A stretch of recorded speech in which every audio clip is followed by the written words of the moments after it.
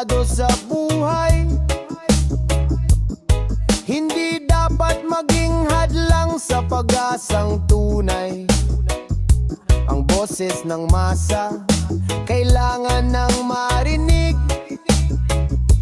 Huwag magpapi sa mga mapanlinlang na bibig. Kapit bisig tayo, itigil lang hidwaan.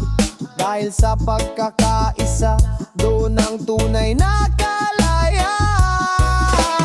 Positive vibrations, yan ang kailangan.